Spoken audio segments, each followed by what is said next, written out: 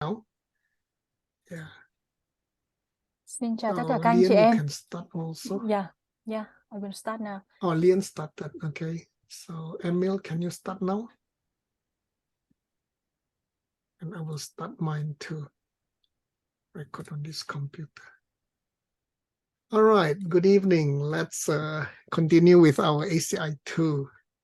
Xin chào tất Alright. cả các anh chị em và bây giờ chúng ta sẽ bắt đầu với buổi học của chúng ta. ACI cấp độ 2. Okay. Recording it. Okay, cool. Okay, so we covered so ACI 2 is basically Buddhist refuge, and there are 10 classes. We covered class 1 ACI and cấp độ 2 2 chúng ta yesterday. có cái chủ đề chủ yếu And là we về việc discussed quy y about Phật Pháp và the chúng ta sẽ meaning có of 10 lớp học refuge, right? The meaning of refuge. và ý What nghĩa does it sâu dày mean của việc quy y to Phật Pháp take như thế nào. refuge? Basically, there are 2 plus 1 component. What are the 2? And what is the 1? The 2 are basically the fear and the belief, right? The Có fear and hai the belief. thứ liên quan trực tiếp đến Fear of việc what? chúng ta quy y. Thứ nhất Fear đó là of nỗi sợ hãi. a lot of things. Chúng ta Fear sợ of hãi rất là nhiều thứ. uncontrollable things. Chúng ta sợ hãi là không thể And kiểm belief soát được of bất what? cứ thứ gì cả. Belief that Và cái thứ hai là niềm tin. something, someone outside Chúng ta tin vào một cái can thứ help gì đó, us. một người nào đó ở phía bên And ngoài, then those are the ngoại two cảnh có thể official giúp đỡ chúng definition. ta. Plus 1 is the hope. Hope that the external being will help us. Và chúng 2 ta luôn plus 1. luôn đau đáu một cái hy vọng And đó then là based on the 3 một scopes, ai đó, một thứ gì đó ở bên we ngoài, learn một cái about thế the lực nào đó sẽ hỗ trợ chúng small ta trên scope, con đường này. the medium scope, and the big scope, Và greater scope, right? chúng ta hiểu rất rõ So là the những small cái linh scope, lực đó có they are cái phạm vi nhỏ và afraid phạm vi of to hơn, và lower thậm chí là có rebirth. một cái phạm vi của vũ trụ, They are fear of từ lower đấng sáng rebirth, tạo. which are the hell realm, hungry ghost realm, and the animal realm. Chúng ta cũng hiểu rất rõ về ba And they cõi have the giới là belief thiên địa that nhân. the 3 jewels can help them get into higher rebirth. Và chúng ta And of có course, they hope that the 3 jewels will help them. những Oh yeah, vị this Phật is from the context dược of sư sẽ ultimate giúp cho chúng sinh refuge, có thể right? thoát Not khỏi the những khỏi ba ordinary cõi giới thấp refuge. hơn. Ordinary refuge refers to refuge on material things, money, and then refuge on relationships. Có những người họ ở những In cõi giới Indonesian, thấp we và say họ phụ thuộc hoàn KKN toàn vào refuge. những cái tham đắm vật chất, tiền tài, Okay. công danh và hưởng thụ cuộc sống. So, sorry, Vietnamese. We have this term called KKN in Indonesia. It doesn't matter. Thầy cũng Alright. xin lỗi là đôi khi And thầy then sử the dụng một số medium, những cái từ vựng của they Malaysia nhưng mà không sao cả. their fear is they are afraid of not being able to get out of the wheel of suffering, the wheel of life. Và sâu And of thẳm bên trong course, chúng ta they luôn luôn believe có một the nỗi 3 sợ jewels hãi là can chúng ta help không them thể get nào out, vượt and they hope that thoát the ra 3 khỏi jewels will cái help cõi them. giới súc sinh và cõi giới thấp And then the greater scope, của sự đau khổ. their fear is that they won't be able to help themselves and others to get Họ out luôn of the luôn wheel. lo sợ là họ không có đủ khả And of năng để course, mà the giúp cho bản belief thân is the mình 3 jewels will thoát be khỏi able ba to cõi giới help thấp, them đồng thời là giúp đỡ cho and những help người others also. bạn bè của họ, And những finally, they người have the trong gia hope đình họ, that những the người họ 3 yêu quý. jewels will help them. Okay. And we also learn about the 5 extraordinary refuge. Và chúng ta cũng đã 3 học refuge về based on the 3 scopes. And then the other 2 are basically 5 the con đường quy y. cause refuge and the result refuge. Và quy Cause y refuge bởi nguyên refers nhân và to quy y taking về refuge on the hệ quả. beings who are enlightened. Cái Buddhas, quy for y về example. So we quy take y về refuge on the cái Buddha. nguyên nhân đó là chúng ta quy y với Result những refuge vị refers Phật to toàn giác. taking refuge on what? Anybody remember? Result refuge. Và nếu mà quy y về hệ quả thì có ai nhớ không ạ? Và chúng Dre ta đã nói về cái bui phần gì? Chị Kyamdro. Huệ Bùi hay là anh chị nào có nhớ không? Dre bui Kyamdro. result refuge basically take refuge in our future Buddha. Tức là Future Buddha. quy y về hệ Yeah. quả, đó là chúng ta quy y vào cái Because thân we tướng know Phật mà everybody trong has tương lai the chúng ta sẽ Buddha's trở thành. nature, Tathagata Garbha. We will then become Buddha eventually. So, and when we become Buddha, the future Buddha of us will have the omniscience, Tức là having trong the tương knowledge of lai, the trong past, cái tiến present, and trình chúng future. ta đang từng ngày So tu the tập, future thì Buddha, trong tương lai chúng ta sẽ our có một cái Buddha thân quả, will thân tướng của be một vị able Phật. to know our Trong situation những now, cái tình and huống nước therefore we sôi can lửa take bỏng refuge on thì that. chúng ta Okay, hoàn so that toàn is có thể viện class 1 and 2. nhờ tới linh All lực right, của vị now let's Phật look at trong tương class lai, cái thân 3 tướng của and chúng ta. 4 today. Ngài sẽ quay lại giúp đỡ chính chúng ta Class trong thời điểm hiện 3, tại. we discussed about the Teacher, sorry to Yeah. remind, we haven't made the mandala. Oh yeah, it's here. It's here. All right, it's coming. Thank you. It's coming. Yeah. All right. So class 3 is bodhicitta and mind. Class 3 and 4. So now let's do the mandala. Bây giờ thì chúng ta sẽ cùng cúng So dường Emily, mandala you với want nhau. to help lead the mandala? Và Okay. ai muốn giúp tôi ở đấy không? Có ai muốn giúp thầy không? Let's make a mudra Let's make a mudra and read all and together. read all together. Saksi puki Juksi Mentotra tra Rira Rira Plinsi Plinsi Yinde Yinde Kian Ti Pati Sangye Singtu Sangye Mikte Sintu Mikte Uwarki Roku Namdak Singla Namdak Singla Parsho Chuparsho Idam Idam Guru Guru Mandalakan Mandalakan Dharami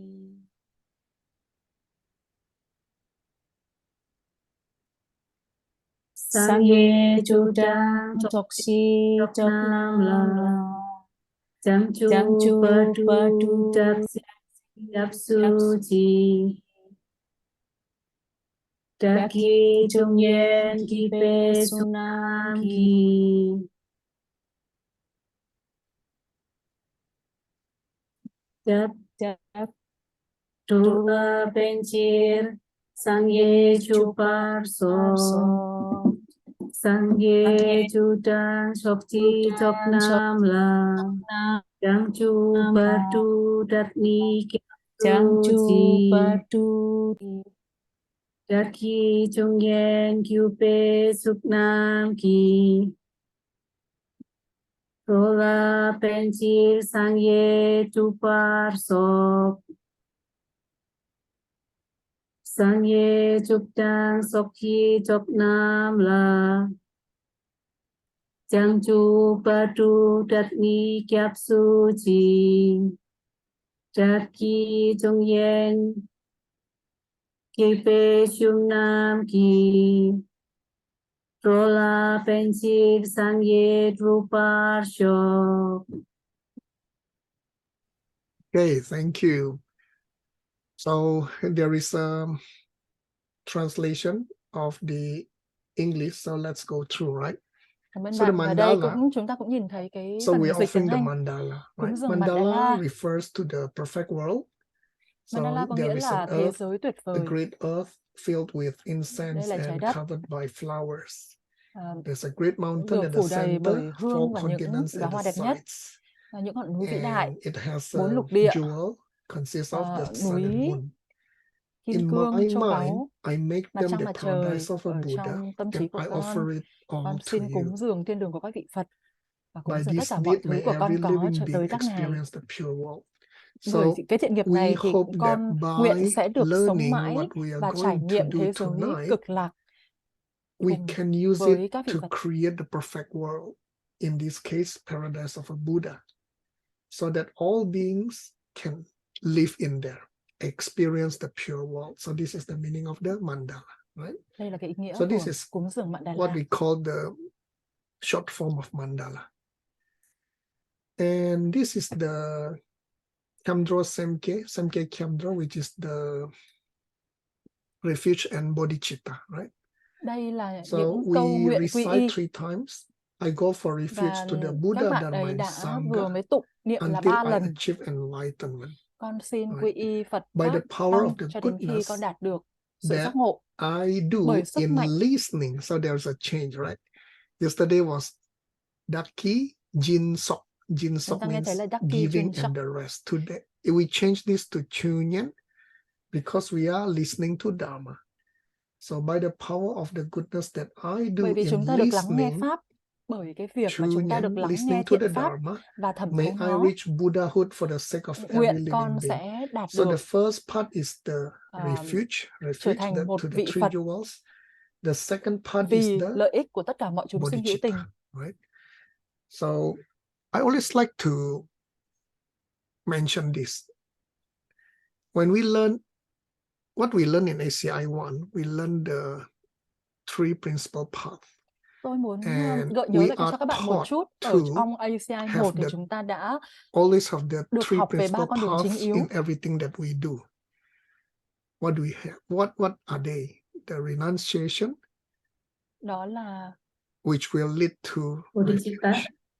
Yeah, which will lead to Bồ Tát refuge, đạo, and then đó là Bồ Đề Tâm, also đó là bodhicitta, and then cúng finally the dường, correct đó là worldview. buông So bỏ. here you can see that in setting the intention, we have the bodhicitta here, right? Và khi mà cài đặt Bodhicitta tâm here, ý thì right? chúng ta luôn cài đặt tâm ý Okay, để now mà let's continue. So tu dưỡng class cái tâm 3, Bồ Tát đạo của chúng we ta. are going to learn the short definition of the wish. Và hôm nay thì ở trong cái buổi Okay, so thứ ba there của is chúng a ta thì long chúng ta sẽ definition and short học những definition of cái the wish. Wish as in the bodhicitta, right? nội dung như sau. Thứ nhất là về những So điều we nguyện, learn the short nguyện ước, definition, the wish for ultimate success khái to niệm rút gọn reach của những enlightenment. lời ước And we also, cho sự giác in fact, ngộ we tối learn thượng. the long definition, or here, understand the long definition. Đồng thời chúng ta cũng So we sẽ learn hiểu where the được short definition những cái comes chi tiết from. của cái lời nguyện dài And hơn we cho sự ước also nguyện. understand the word samkhya, which is Chúng bodhicitta, ta sẽ tìm hiểu với nhau về từ referring to samkhya, 3 kinds and samkhya 2 kinds. And then có we liên quan also đến learn the details of the 3 lời ước nguyện long giác ngộ. definitions, including main mind, mental Và chúng ta functions. Okay, cũng sẽ phân biệt được so sự khác biệt let's giữa continue. tâm Let's trí proceed. và những hoạt động chức năng thuộc về tinh thần. In short, yes or no? When you take refuge, when you Bạn take có chắc refuge, chưa it's like khi mà bạn having nghĩ insurance. Okay, so are we covered or not? Well, I think this is a good opening, right? Good opening.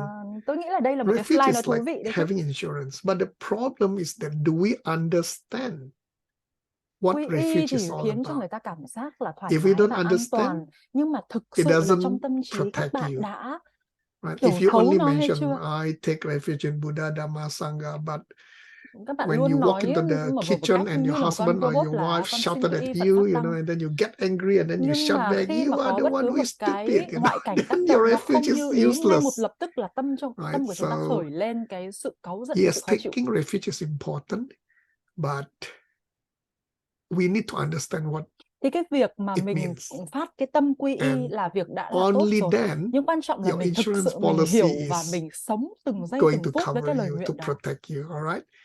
So Bởi if vì you just các bạn recite hiểu the là các refuge ngài, for the sake of các vị Phật, reciting các vị is Bồ Tát useless. sẽ mãi mãi luôn ở bên cạnh chúng ta Alright. và bảo vệ chúng ta trong bất kỳ cái bức tường nào. So let's review again. Yesterday we spoke about the Buddha's jewel, right? Và So chúng ta 8 hãy fine cùng xem lại qualities một of the chút này. Buddha Ngày hôm qua jewels. chúng ta đã We say nói that về Đức they Phật are Dược Sư và những uncaused. cái phẩm tính So tốt của they are ngài. uncaused means they are unchanging.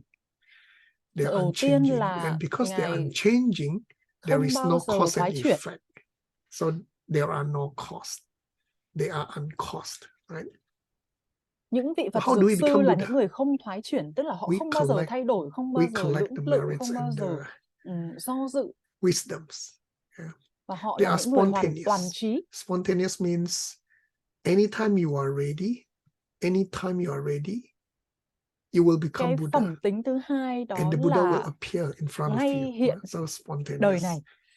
They Tức are là ngay realized lập by tức no khi other way. mà There bạn are no other way. thực sự sẵn sàng thì There các are no ngài other way. sẽ phù trợ cho Only chúng ta ngay lập tức đạt được Phật two quả. ways: collection of method and collection of wisdoms.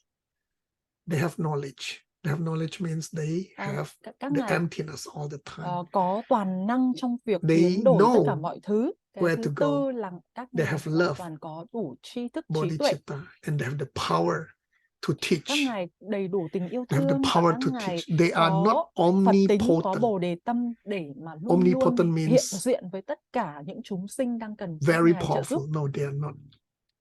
They have the power to teach, to help us, but not the power to change our seats for us. Các ngài hoàn toàn có cái khả năng Okay. để mà giáo hóa And then chúng of course, sinh, nhưng 7 các and ngài 8, không they feel thể nào mà both làm the thay needs cho chúng sinh được, không of thể thay đổi themselves hạt and giống others hay chất lượng hạt giống trong tâm trí to của chúng get ta, out of the suffering.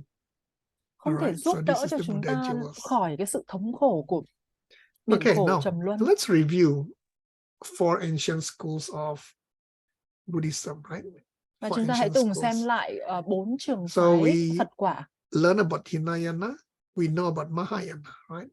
Chúng ta cũng đã biết Hinayana về is also Himayana called và Theravada. Mahayana. Himayana And nó in thuộc cái Chinese trường phái của context, it's giống called the Theravada. southern spread. Southern spread. Mahayana is called the northern spread. Hinayana is also called the small wheel. Mahayana is the Himayana là big cái wheel, nhánh big nhỏ hơn vehicle, small vehicle ở and phía nam, big còn vehicle. Mahayana là nhánh lớn hơn ở phía bắc. So from the most basic, so Hinayana consists of 2 main schools, Himayana để bao Abhidhamma gồm and 2 trường phái chính, Sautantrika. đó là Abhidhamma Abhidhamma and Sautantrika, right? và Abhidhamma Sautantrika. is also called detailist. This is the teaching by the Buddha in the first turning of the wheel. His first Abhidhamma là career when cái he trường became a phái Buddha, his first nguyên teaching thủy career, he từ thời focused sơ on khai, mà khi mà the teachings gọi là có một cái từ on khóa the khác nữa là concepts detailist, tức là nó kept không in the có chi tiết. Abhidhamma Những basket, cái right? And giáo the pháp của Đức idea Phật of là được emptiness truyền here lại is that thông qua đường miệng emptiness và is không có a nhiều cái thing văn tự hay là which is unchanging, singular, tài liệu and để lại. independent, right? Independent things is empty, is impossible. So this is the concept of emptiness in the Abhidhamma school. Và cái tính không We tự can simply say là that it một is thứ vô cùng cause and quan trọng ở effect, trong trường right? phái của Abhidhamma. There is Nó mang tính độc lập nothing, và không things thể thay are đổi. impossible if it doesn't have any cause. Thing as a result is impossible if it doesn't have any cause. That's why we say Cái trường phái thing Abhidhamma này có nghĩa là cái is hệ impossible quả if nó it sẽ is không unchanging, xảy singular, ra and khi independent. mà chúng ta không gieo hạt. And the Sautantrika school, or they call it the Sutra school or the Logic school, Suchantika thì có nghĩa Sutri là school or the trường Logic phái school, của has slightly more logic và tư sophisticated duy. definition. Emptiness is things which can stand on its own and exist in a substantial way. Tính Exist on không là một its thứ own. có thể tồn tại bởi chính nó và nó Abhidhamma tồn is saying tại that they are independent, theo một but cái phương Sautantrika, thức phụ trợ. Sautrantika, we say that things, emptiness is things which can stand on its own, right? So basically these two are very, very similar. Okay. Thì thật ra thì cái cause trường and phái effect. Suchantika này we cũng khá move là into tương đồng với cả Mahayana. Abhidhamma. Basically chúng ta mind chuyển sang only and the middle Mahayana way, nhé. right? Mind only is also called Yogacara or Chitta Matra. Chitta Matra. Chitta is mind. Cái trường phái Mind duy tâm, matra, duy tâm trí, tức mind là only, right? phụ thuộc hoàn toàn So vào they say that a tâm trí của thing, chúng ta. emptiness is a things Họ which coi tính không happen by accident. là một thứ, We tính không là used một to thứ say luck. Now it's vô just tình my xảy luck. ra bởi It's sự your may luck mắn. to meet with something bad, or it's my luck to Đôi win khi the chúng ta có những cái lottery, sao for quả tạ rơi example. vào đầu là do So it's empty, means it's chúng ta impossible. không may thôi, tức là vô tình nó thế. Also, a thing that comes with its own label. Và một We việc say nó that xảy ra things với cái nhãn dáng của chính nó. exist because we give it, thing exists because we give it label. But the thing that has its own label is impossible. Chúng ta nghĩ And then về finally, một vật, middle một way, việc, một we đối divide tượng là into chúng ta đã dán lower nhãn middle cho way and nó. higher middle Thì way. cái việc mà chúng Lower ta middle way is nghĩ một thứ independent school nó or có cái nhãn dán riêng của nó là một việc bất khả thi. Svatantrika. Here is Sautrantika. Here is Svatantrika. And higher middle way is Prasangika or consequent school. Và hai cái trường phái cuối So cùng của independent school says Mahayana thì chúng that ta nhìn thấy là trường phái trung đạo, it is impossible for độc things lập, và trường phái which trung is đạo not 50% coming Prasangika. from me and 50% from its side. Right? Tính So không, basically we are một saying that vật một việc đến 50% từ things phía tôi và exist 50% từ phía bên 50% ngoài. from its side and 50% from me. There is ingredients, the raw materials out there, and then we have the seeds projected to the raw material Tức là to chúng make ta us cũng đã see what ở we trong cái trường see. phái này cũng đã bắt đầu phân định Whereas giữa Prasangika say chúng ta no và way, cái thế everything giới is bên from ngoài, our seeds. nhưng mà ở đây Even the vẫn raw là materials tỷ lệ also phân chia come là from our 50-50. seeds. 50 đến Okay, từ chúng so ta và this 50 is đến từ hạt basically giống. the four ancient schools of Buddhism, right? I think this is very important, right? We learned this in ACI 1 and then now it appears in ACI 2. Tôi So, thấy là rất là please quan keep trọng là chúng this ta in đã your từng mind. biết đến 4 cái Okay, trường please keep phái this in chính your yếu mind. này ở trong đạo Phật vào Okay. ACI 1, và bây giờ thì chúng ta Now, có cơ hội let's nhìn go lại through nó the ở long trong ACI definition of 2. the bodhicitta. Và bây giờ thì Right. chúng ta hãy cùng nhau So, xem xét there cái are two định nghĩa parts. dài của Bồ Đề Tâm. Part 1. Part 1. It is the main mental awareness belonging to the greater way. Main mental awareness belonging to the greater way. Nhận thức chính yếu Which is ở trong tâm trí greater way here liên means quan the tới con đường Mahayana, vĩ right? đại. Which is Con đường vĩ focused đại on là achieving Mahayana. total enlightenment for the benefit of others. This Tức là is very chúng ta familiar, right? tập trung vào việc And then which is bản thân con matched đạt with được a sự giác state ngộ of toàn giác mind that vì is lợi ích của tất cả mọi associated chúng with sinh hữu the tình. aspiration to achieve total enlightenment. So this is another clarification, right? Thì So đây this là một is cái part cách 1. giải Part nghĩa 2. hoàn toàn khác. We also say that it is a Phần knowledge 2, belonging to the greater way, which is Mahayana. So it's a knowledge chúng ta cũng nói đây là một cái trí tuệ thuộc which về acts as a door for entering con the đường đại greater way, thừa. Đây to là cánh entering the cửa để Mahayana, mà đi and đến which cái con is đường included giác into ngộ the tối hậu. activity side of the standard division into the two of view and Và activity. nó cũng View and giúp cho chúng ta activity, right? phân biệt rất rõ giữa góc nhìn và So hành this động. is the two parts of the definition, long definition, right? Thì đây là cả So hai here we cách mà see, chúng ta định nghĩa rằng định nghĩa later dài then we của talk about this. Okay, Bồ Đề now Tâm. let's go deeper. Let's go Bây giờ thì deeper. chúng ta sẽ cùng nhau đi sâu thêm nhé. So we can say that bodhicitta has two parts. Thì chúng ta We có thể want to nói reach là Bồ Đề Buddhahood Tâm bao and gồm hai we phần. want to help others.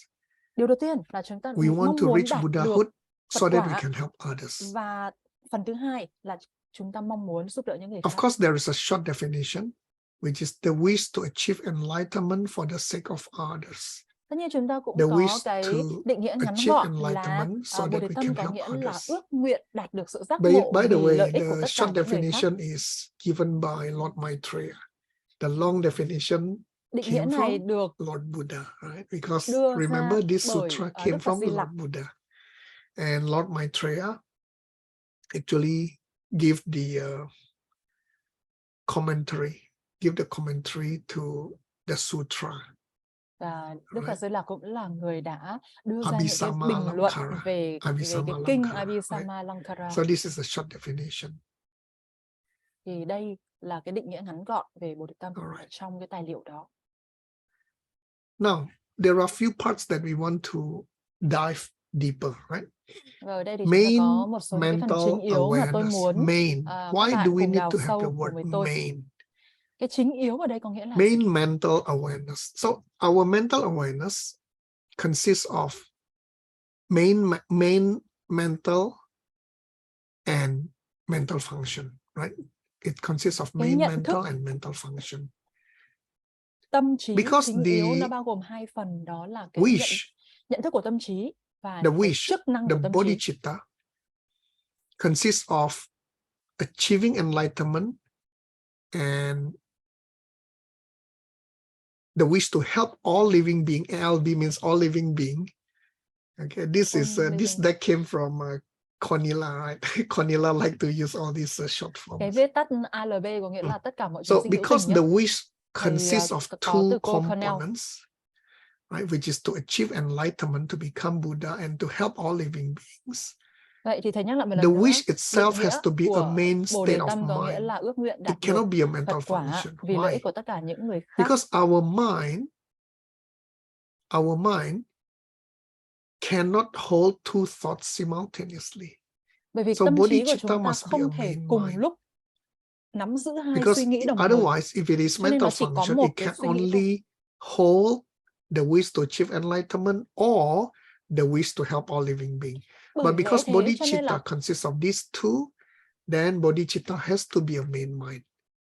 Cannot bởi be vì lẽ thường là chúng mental ta chỉ function. có thể Right? suy nghĩ được một cái ý nghĩ Therefore, trong một as a khoảng thời gian main thôi. mind, Cho nên là nếu như cái bồ as a đề tâm main bao gồm mind, hai phần như vậy, it can đó là hold ước two nguyện đạt được Phật complementary quả và thoughts ước nguyện simultaneously. đạt được Phật quả để mà vì lợi ích của tất cả chúng sinh. Vậy thì nó phải gộp lại là Okay, một và trở so thành một cái suy yeah. nghĩ So chính, this is the suy reason nghĩ why chính we need yếu, to put the suy nghĩ word tổng thể. main, mental awareness. Therefore,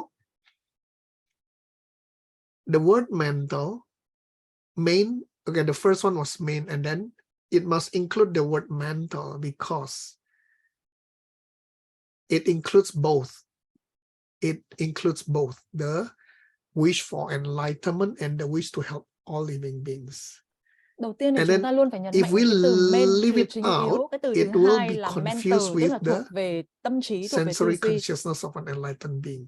Okay, so mental can also mean when we say awareness, it can also mean sense organ and consciousness of an enlightened being.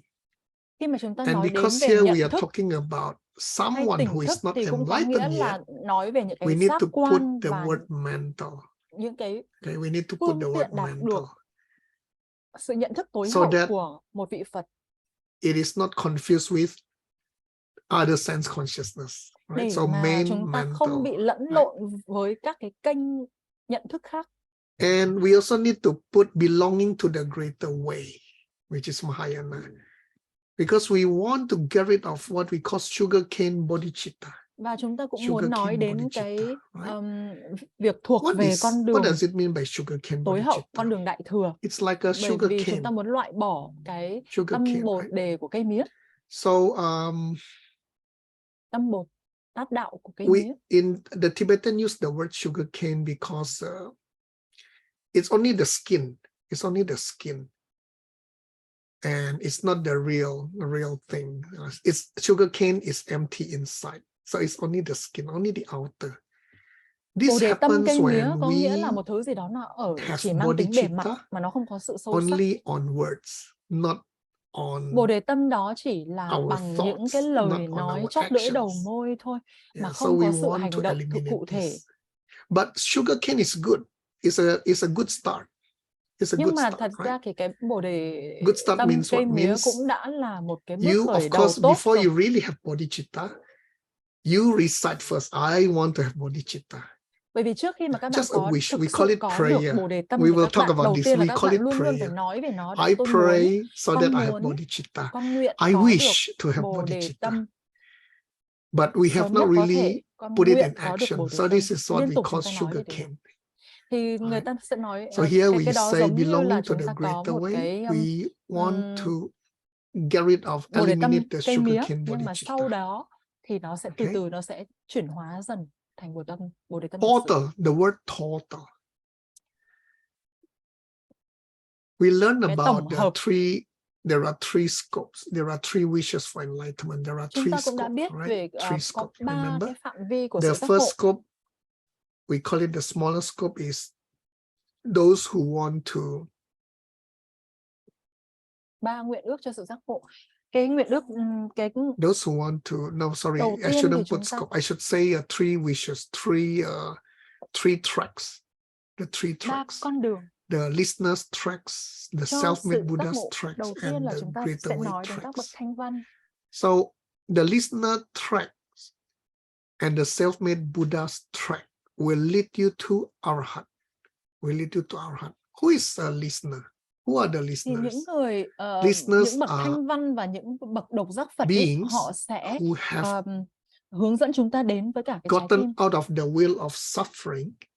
Họ cũng giúp cho chúng ta thoát khỏi bể Who khổ. are gotten out of wheel of suffering bánh xe and not having any sự more khổ đau. negative emotions. Chúng ta Okay, không còn những we cái call cảm xúc them tiêu our cực heart. nữa. And we call them listeners because they can listen to the teaching, they can give the teachings, but they Chúng ta don't nói họ practice là the những teaching bậc thanh themselves. văn bởi vì Okay. họ là những người lắng nghe và thẩm thấu giáo pháp. Well, I mean, they practice Họ well thực hành, on certain aspect on themselves. họ That's cũng why là they những get người out of thực the hành wheel, rất là tốt về một and số những cái they- khía cạnh giác ngộ, and they eliminate all the negative emotions. và họ Self-made cũng đã có Buddhas thể are xóa bỏ những cảm xúc tiêu cực. beings who become arhat in this life without any teachers, but they have Họ chính many là teachers in their những người lifetime những bậc thanh before. văn và những người độc giác Phật. And Những I vị độc always giác like Phật to là những imagine, người when tự bản thân họ 2,500 years ago, when Buddha was được teaching, khai ngộ mà không có một vị those thầy nào. smarter people, students, they became arhat on the spot. So when you read the sutra, right, they mentioned that, wow, when Buddha was teaching in certain place, 500 monks became arhat, right?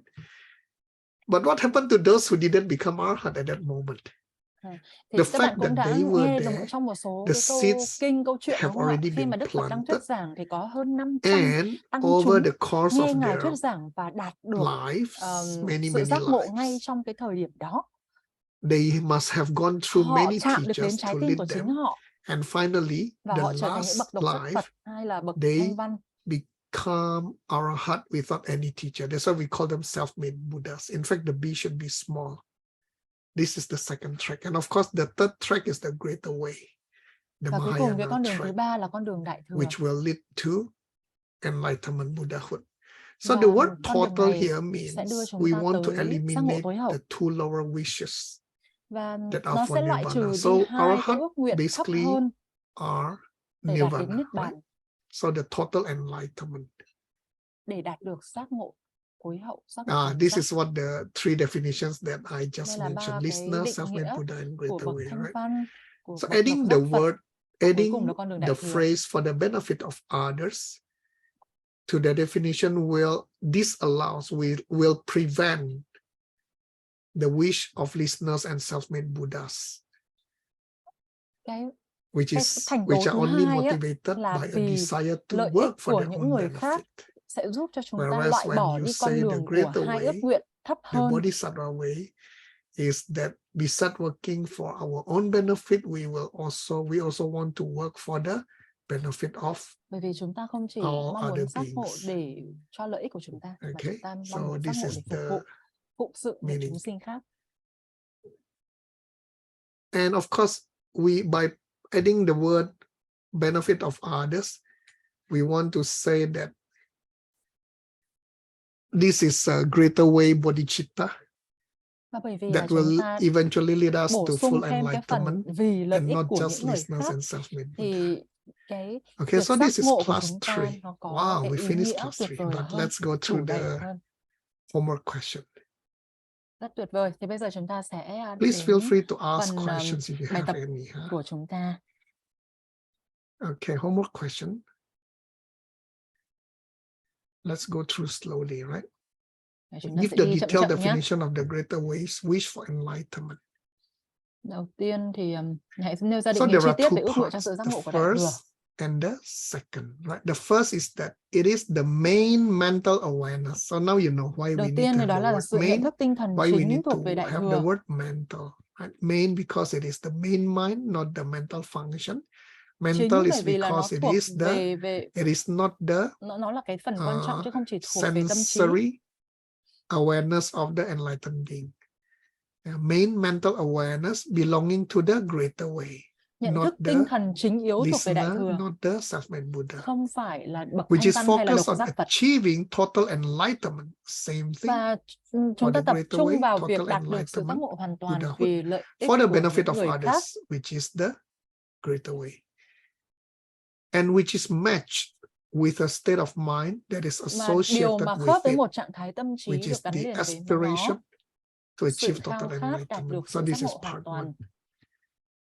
Part 2, it is a knowledge Thứ hai, đó belonging là to một the tri greater thức way, thuộc về đại thừa, which acts as a door for đóng vai entering the trò như là greater một cánh way, cửa để and which is bước vào đại included thừa into the activity side of the và standard được bao division gồm trong khía into the cạnh hoạt two động of của view sự and phân chia tiêu chuẩn activity. thành hai quan điểm và hoạt động. Okay, standard division. So we can divide bodhicitta into view and activity. Đó, và And chúng ta có thể phân chia this wish, Bồ Đề Tâm the thành hai greater way's quan wish điểm for và hoạt động. enlightenment is the activity side. Okay, the view is actually the prayer, the wishes. Activity is the action.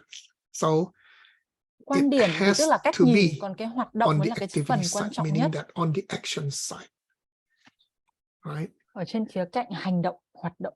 Of course, when we talk about bodhicitta, we talk about bodhisattva's way of life. We talk about bodhisattva's vows. Thì khi mà chúng ta nói đến Bồ Đề Tâm thì chúng ta cũng nói đến Bodhisattva những vows, you can take it in the hành form of vi, wish or những prayer, hoạt động và and you những can nguyện take it ước in the của form các of vị Bồ Tát. actions, right? Các vị luôn Of luôn rất course, yêu thương chúng sinh và hỗ trợ cho chúng sinh. Arya Nagarjuna recommended that we take the vows in the form of prayer first before Ngài we take it in the Arjuna form đã of hướng dẫn actions chúng ta là chúng ta nên to đưa ra những lời make ước nguyện our trước, sau đó thì chúng ta sẽ hành động dựa trên intention những lời firm, nguyện more ước đó firmer, right? để mà biến những cái nguyện ước đó But of càng course, ngày some càng trở people nên sâu who sắc và want to mạnh mẽ. take it together at the same time, it's okay. Probably you have taken the vow before in your previous lives, and then you just want to continue with it. It's okay. Yeah. Sometimes we say that bodhisattva vows will follow forever with us in Đôi our khi trong future nhiều kiếp birth sống thì đâu đó bạn đã until từng we đưa ra lời nguyện ước để trở thành một vị Bồ Tát break them từ and kiếp trước rồi, never và cái lời amend nguyện them, ước này sẽ never tiếp tục mend đi them. theo Okay, bạn cho đến when cái they đời này are kiếp broken. này. But if we keep on mending the broken vows, we will carry these vows in all our future lives, right? Nhưng khi So mà it chúng is ta đã something phát very, nguyện very Bồ Tát special đạo and như vậy, important, mà chúng which will ta be đôi khi covered chúng ta in vô minh ACI 7. trong xã Okay. hội xô bồ này, And of mà course, chúng ta by phá vỡ the đi cái lời nguyện Lord ước đó, Maitreya, thì tất cả những the cái nghiệp shorter quả đó definition nó of sẽ the vẫn được wish, lưu lại greater thành ways những of dấu ấn wish và for nó vẫn đi theo enlightenment chúng ta trong những cái is bước đường tương lai. simple, the wish to achieve total enlightenment for the sake of others. Okay. Định nghĩa ngắn gọn So in của ước nguyện cho Tibetan, sự giác ngộ của Đại Thừa the là greater ước wish for nguyện đạt được enlightenment sự is giác ngộ called hoàn toàn vì lợi ích của những người khác. Tekchen Samkhya. Tekchen Samkhya. Okay. Samkhya, we learn, right, is the enlightenment Samkhya, right? Sanke có nghĩa là giác ngộ. Samkhya. And then Tekchen means the greater way. Tek is the will, the way. Chen is big, Chenpo. Yeah. Tekchen. Tekchen có nghĩa là And then the bánh shorter xe vĩ đại. definition in the Abhisamaya Lankara is the Samkhepani,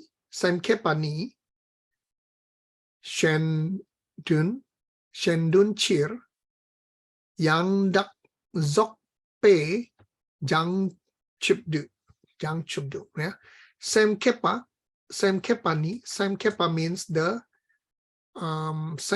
means the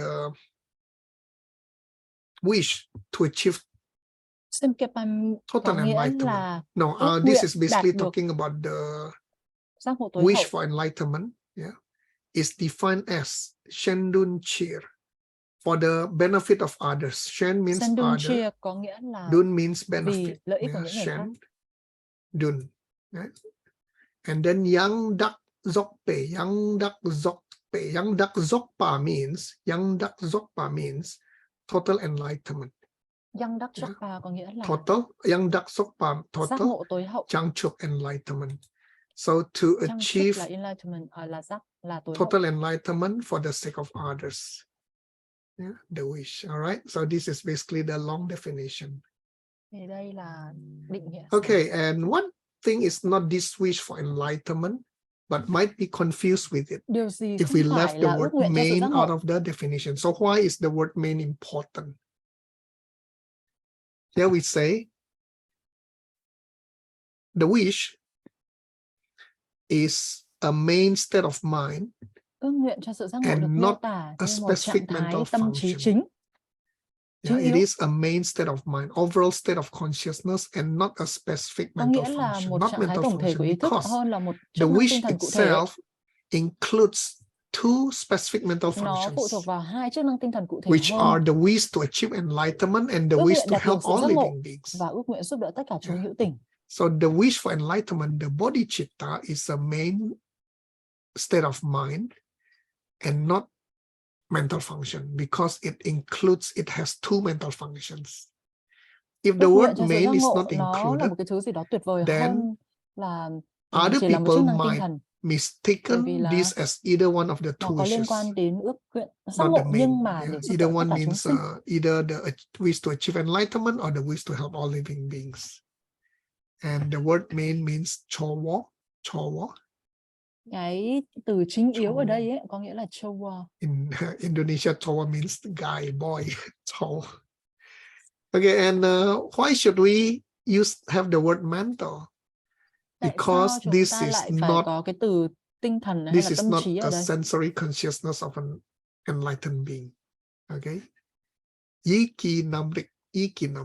Ý thức giác quan của một đấng giác ngộ. And then why we need to put the phrase belonging to the greater way is because we want to Tại sao chúng ta phải exclude the sugar nhấn mạnh cane vào wish. cái việc right? là bỏ đi So các từ sugar thuộc về đại cane thừa? wish is like, here it says force, here it says that force, but it's just sometimes you may have this sugar cane because your teacher tell you, hey, you need to have the bodhicitta. So it is Chúng being ta nói forced, đến cái sự giác ngộ dictated cây by mía ở đây á, someone. là bởi vì đôi khi thì cái Yeah. ước nguyện của But một it người không is a hoàn toàn là tự phát necessary mà là do cái người thầy của họ, preliminary, okay? hoặc là họ bị ép buộc, Your hoặc là teacher, someone must have asked bị you, must ai have đó told gây you áp to lực. have to start to develop the wish. So this is good. Thì đôi This khi is một good. người thầy thì nói với This người is học trò good. là con So phải bắt đầu that có sự when ước nguyện you đi. really develop Thì this thật real ra thì wish in anh your ta cũng mind vẫn and chưa your sẵn sàng action, lắm, nhưng mà then thật you ra đây là một cái officially sự khởi đầu enter the cần thiết greater để way, phát the triển một ước nguyện thực Mahayana. sự. Và Right? khi một người đã phát triển thực sự cái ước nguyện này thì người đó đã And chính thức why bước is the vào con word đường lớn total? hơn là We con đường đại mentioned thừa. already. The word total will exclude the other two tracks, lower two Và tracks. cái Total means it is the từ full enlightenment, hoàn toàn này ấy, thì nó and sẽ not those loại lower trừ two tracks, which hai is the con đường listeners thấp and the hơn, self-made Buddhas. hai Okay, con đường ước nguyện which thấp hơn. refer to, Đó sometimes we là call it con đường của các bậc thanh văn và lower những người nirvana. gọi là các bậc The bậc full giác Phật enlightenment, ở những sometimes we niết call bàn it thấp hơn. upper nirvana, nirvana with capital N. So by including the word total, we exclude the two lower wishes. Thì bằng việc đề cập đến sự giác And ngộ từ hoàn the toàn trong định phrase nghĩa for thì the chúng ta sẽ benefit loại bỏ of được others hai cái con đường ước nguyện thấp hơn này. basically is to exclude the wishes of the listeners and self-made Buddha, right? So, oh yeah, let's look at the Tibetan. So this is the total enlightenment is Dzogpe Jangchung. Chắc về trắng chung đó là cái từ ước nguyện hoàn toàn cho sự giác ngộ tối hậu. And then the benefit of others is Shandun. Shan means others, Dun means benefit. Shan có nghĩa là others, cho người okay? khác, và So Dun có this nghĩa is là lợi ích. basically the plus three, okay? Và đây thì là cái phần Any cái lớp question? thứ ba của chúng ta. Any Và question có for bất cứ plus câu hỏi three? nào không ạ? Teacher, can I ask a question? Yes, please. As you said that there are Hinayana and Mahayana teaching, Yes. Thưa thầy, khi mà thầy đã nói and đến then có they hai have cái trường phái chính many yếu á, definitions of emptiness. Yes. So hai trường phái chính yếu does it mean và có rất là people nhiều cái who định nghĩa are về tính in không? that phase, like learning in Hinayana or Mahayana, and then they are experiencing an emptiness also, but they have different perceptions of what it is? Is it like that? Mm-hmm. Thì Good có nghĩa là question. người Good ta có thể question. tu theo cái Mahayana hay là Hinayana và người ta có những cái sự nhận thức rất là khác nhau về tính không, thì có Yeah, very phải good là đúng question. ý của I thầy never không thought ạ? of that. Let me think. So So because of the nghĩ xem một different chút nào. definition, does it mean that people in those tracks, when they get into emptiness, they will experience different things.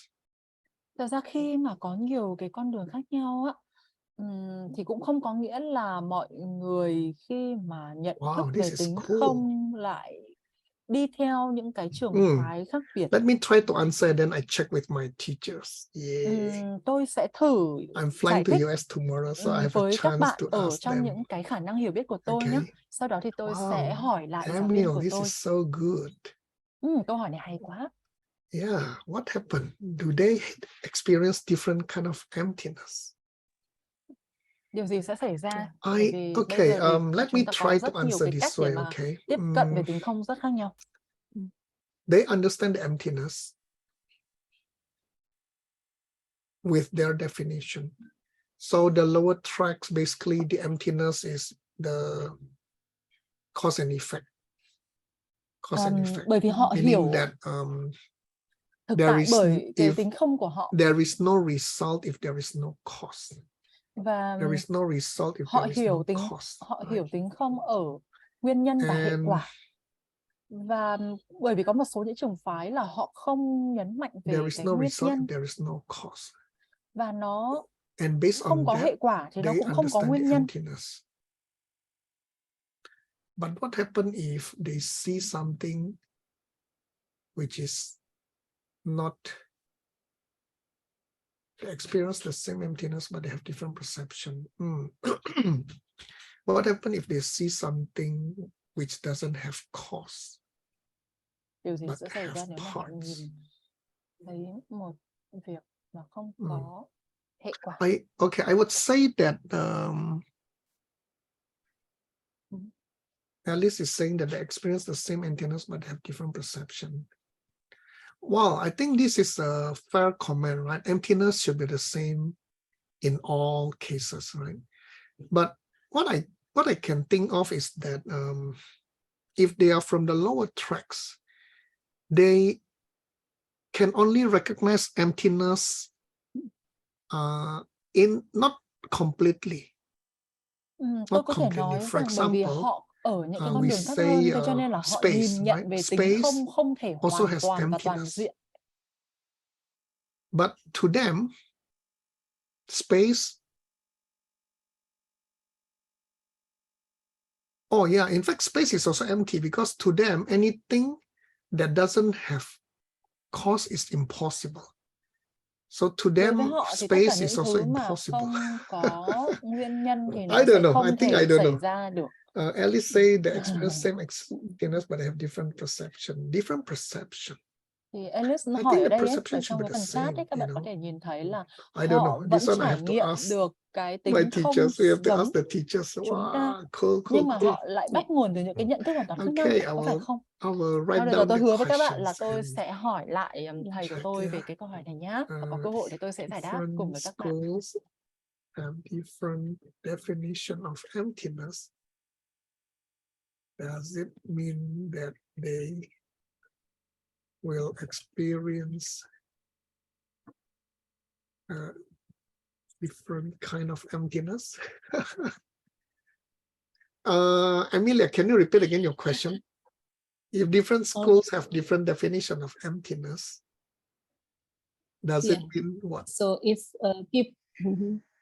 if those people in a different school have different definitions of emptiness, so does it mean that when they experience an emptiness, they see things differently, or they see things the same, but they have different perception? I mean, they have different, way of seeing it. Do they have different perception or different? Different experience. Okay, the same experience, okay. But they have different understanding or different experience, teacher. Because of their different understanding, they experience differently. Cái câu hỏi của chị Emilia nó rất là hay á, tức là bởi vì chúng ta có hai con đường lớn khác nhau như vậy, thế cho nên là những người họ đi theo các con đường khác nhau try my best to ask the teachers. Họ sẽ có Maybe I can Những cái send trải an nghiệm về email tính to không Geshe khác nhau. Michael. Thôi thầy tóm lại là thầy sẽ hỏi Okay, thầy thank you. Geshe Any Michael more questions? Any câu more hỏi other khác nhé. questions? Okay, come ask me more difficult questions so I have a chance to ask Geshe-la. Đấy thì các bạn hãy nhân cơ hội này hỏi những câu hỏi thật khó vào để tôi có cơ hội để Okay, tôi gặp if there is no thầy other Geshe và questions, tôi let's hỏi have a luôn một thể. break for 5 minutes and then we continue with class 4. Okay? Và nếu mà các bạn không có câu hỏi nào nữa thì chúng ta sẽ nghỉ Thank khoảng 5 you. phút nhé. Thế xong rồi chúng ta sẽ bắt đầu vào cái lớp Let học thứ me hai của chúng ta. start Cảm ơn this các bạn. one.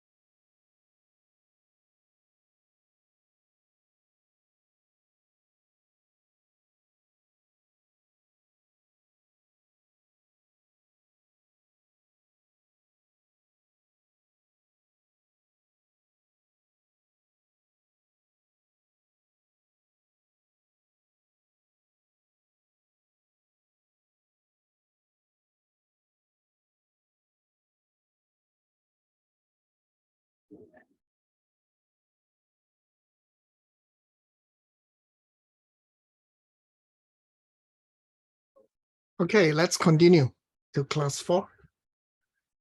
Okay, let's continue to class 4, and then to answer this question, I will cover this in our review. Okay, review will be done, I think review will be done 25th of February. Okay, 25th and 26th. Okay, so all right, let's continue with class 4. Okay, so in class 4, we are going to learn about classification of bodhicitta. And this is quite an interesting topic, okay? This is quite an interesting topic. So let's hit the road. Oh yeah, I forgot to check. Lian, you are translating? And Rini?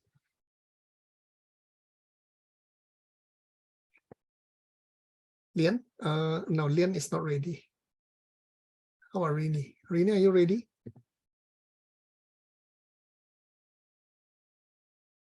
Rini, are you ready? Lian is okay. Lian is not ready, huh?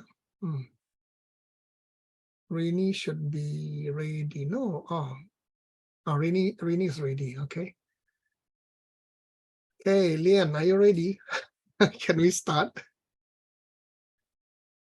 Okay, never mind. While waiting for Lian. Okay, let's do some logic. Okay, for Emil's question. Yeah, Rini is ready. Oh, Lian is here. All right. Okay, shall we continue, Lian? Okay. Yes, so I'm let's back. Go to class 4. So in class 4, Và bây giờ thì chúng ta sẽ đến we are với going to learn lớp thứ the tư classifications of của chúng bodhicitta, ta. right? Và chúng So ta by sẽ level học of về spiritual understanding, by how những cái one nội dung chính yếu thinks, như sau, how we đó think, là and by các basic cấp nature độ and by của hiểu seeds and biết về pen. tâm linh. Okay, so Cách mà let's một start. thứ nó sẽ So vận hành như thế before nào. to go further, we need to understand the level of spiritual understanding. Và chúng ta sẽ đầu tiên thì chúng ta cần phải hiểu về các cấp độ của hiểu biết về tâm We linh. cover this in DCI level 5, which is coming soon. So if you have not registered for it, you may want to quickly này chúng ta register. sẽ được học rất là kỹ Okay. ở trong DCI cấp độ 5. So 5 paths is the spiritual progress, right? What are they? 5 con Basically, đường có nghĩa là there are 5 sự giác ngộ tâm stages linh, of sự tăng trưởng về tâm linh. Progress, and it's called accumulation, preparation. So we call it path of accumulation, path of preparation, path of seeing, path of habituation, thu thập, and của sự path chuẩn of bị, no của more sự learning. Okay. nhìn nhận. And what are they? Well, here there's a question: where are the bodhicitta levels on the chart? On this chart, basically, preparation. What does it mean? Preparation is the moment of true renunciation, right? So when we have renunciation, we then officially go into the path of accumulation. Tức là khi mà chúng ta ở Geshe trong said cái that con this đường path of của accumulation sự từ bỏ, may last khi mà for chúng ta very có long. cái ước nguyện của việc Right, buông bỏ là bắt đầu long. chúng ta đã In ở fact, trong cái giai đoạn của việc thu in thập tất cả những hạt giống, sẵn sàng cho commentary sự giác ngộ. on Diamond Cutter Sutra by Master Kamalashila, the master used the Vajra, which is a double diamond, the Vajra shape, right? The Vajra shape. So accumulation is a long period of time, and because we need to accumulate all the seeds, enough seeds, trong một cái bản before kinh mà we thầy đang get nói into ấy, the thì preparation, path of các vị preparation. đạo sư có nói là cái In DCI, we quãng call thời this the gian của việc disaster thu thập stage. tất cả những So cái when we dữ have liệu, những disaster, cái hạt then giống, we những cái xử lý tất cả những decide cái to vướng víu ở go deeper into our spirituality. xung quanh con đường giác ngộ của chúng ta. Right, Nó là một cái quãng thời gian rất là dài. So here Giống we như say là that the đặt hai entry cái to viên kim cương accumulation lên is nhau the á. renunciation. Nó biểu hiện cho cái Some việc là people even cái quãng have đường this đầu tiên này vô cùng khó khăn. renunciation taking ceremony. So it's like a ceremony to have renunciation. Yeah. Thầy nói lại một lần nữa là cái giai đoạn đầu tiên này, con đường đầu tiên này ấy, the nó answer is sẽ not that. có sự We'll buông discuss bỏ, on that after this, có okay? sự thực hành, So, rất là nhiều những cái nghi thức và nghi so lễ. renunciation is entrance to path of accumulation, and then when we have enough seeds, we go into path of preparation when somebody comes and tell us the pen story. So this is the intellectual understanding of emptiness. Yes. Và sau khi chúng And ta kết then thúc cái giai after đoạn we tích lũy, thu thập tất heard cả những about, hạt after giống, we tất cả những hear cái the trí pen tuệ, tất story cả những cái for phước báu mà 3,000 chúng ta đã times, có từ vô lượng kiếp, chúng ta and kết with thúc được the cái giai đoạn đầu regular tiên, rồi chúng ta sẽ practice, chuyển đến cái giai đoạn thứ and hai, đó with là giai đoạn của sự chuẩn bị. Một ai đó, một vị thầy nào đó, một người planting bạn nào đó even more sẽ seeds one kể day, cho chúng ta câu chuyện của cây bút. we will go into a path of seeing. It's a Và khi breakthrough mà chúng moment. ta kể pen nhiều này, chúng It's ta a thực breakthrough hành này, moment that và tất cả will những last for công 20 cụ minutes. và cái sự hiểu biết về tính không của chúng ta càng ngày And càng được mở your ra, thì mind chúng is ta sẽ really chuyển changed. tới cái giai đoạn là nhận biết There are many về thực tại. things. There are basically major things. 3 major things will happen, right? But at this moment, we call it the direct perception of emptiness. So I think this is related to Emil's question. So Và people from khi mà different ở cái giai schools đoạn with nhận thức về thực different tại này definition thì of chúng ta sẽ có emptiness. 3 loại nhận thức chính yếu. How do they see Nhưng cái here? điều What do mà they các bạn see luôn here, luôn right? được nghe lặp đi lặp lại đó là sự And nhận biết then path tính number không trực 4 is tiếp. habituation. Sau giai đoạn 3 thì Habituation. chúng ta sẽ đến Or giai sometimes đoạn this thứ is 4, đó called là the giai đoạn làm quen. gomlam. Yeah, can also mean meditation, but here it means habituation, to get used to what Tức là giai we đoạn thấm nhuần đấy ạ. Habituation. experience in the direct perception of emptiness.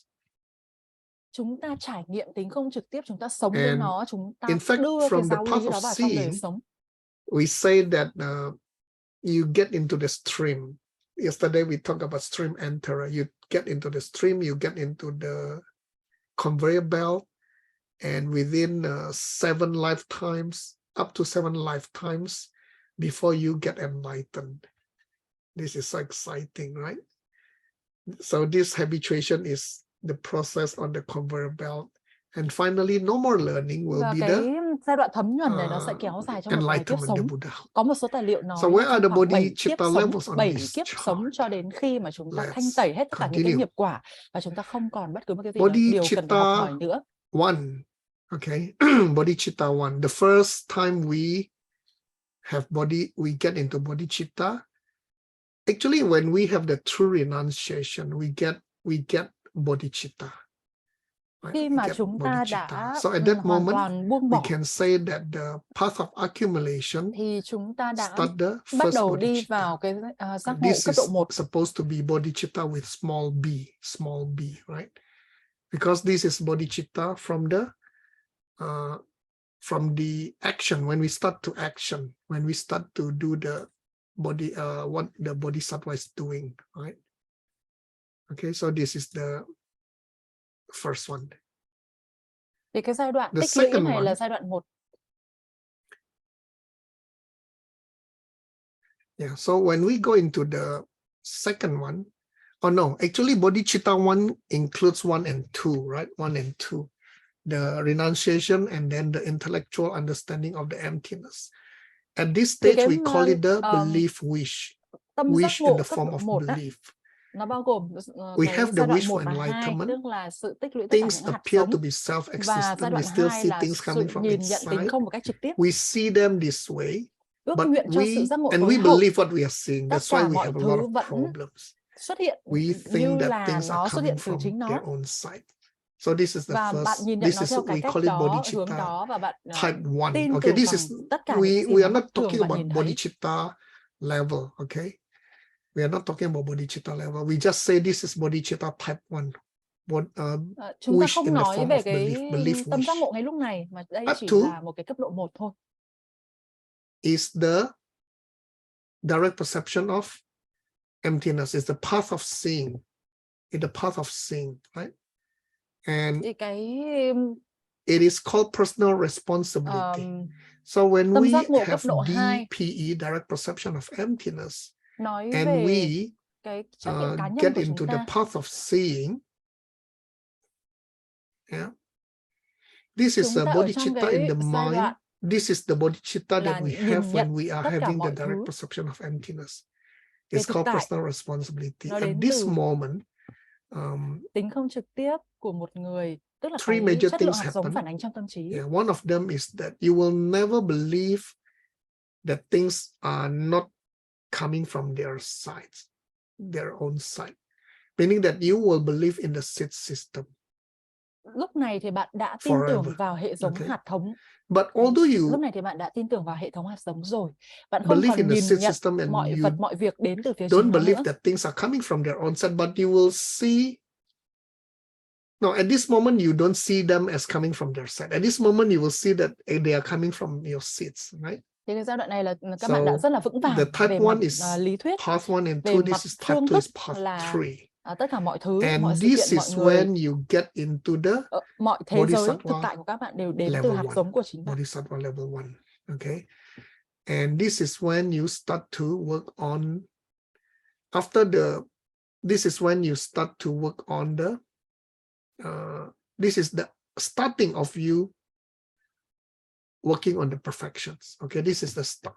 Và đây là điểm khởi Okay. đầu để mà chúng And ta bodhicitta bắt type đầu 3 tiến đến is cái giai đoạn on the cao hơn, path of giai đoạn của sự habituation. hoàn hảo. And this is where you work on all the 6 perfections, all the, not just 6 plus 4. 6 plus 4. It's called ripen wish.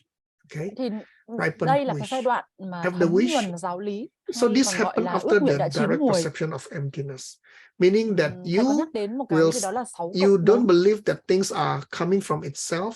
Ở giai đoạn này thì bạn Yeah. không còn nhìn nhận You mọi don't thứ think đến they từ are phía chính nó nữa. self-existent. You don't believe they are self-existent, but Bạn còn không you tin still vào have the việc seeds to là see them coming from their bạn, own sides.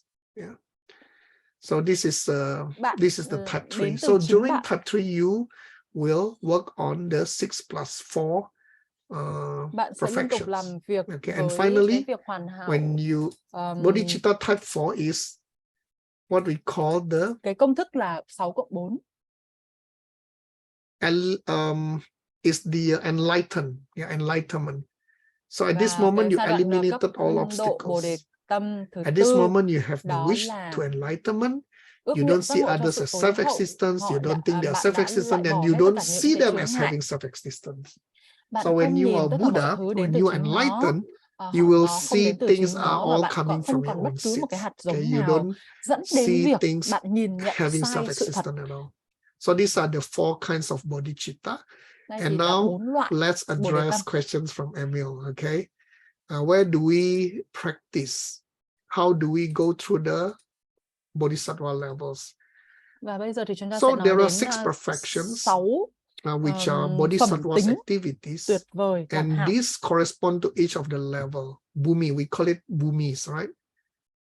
First bhumi, yeah. When Chúng ta có một cái first thuật ngữ bhumi nữa is là Bhumi. when you have DPE, you go into first bhumi, and then you need to practice the perfection of giving.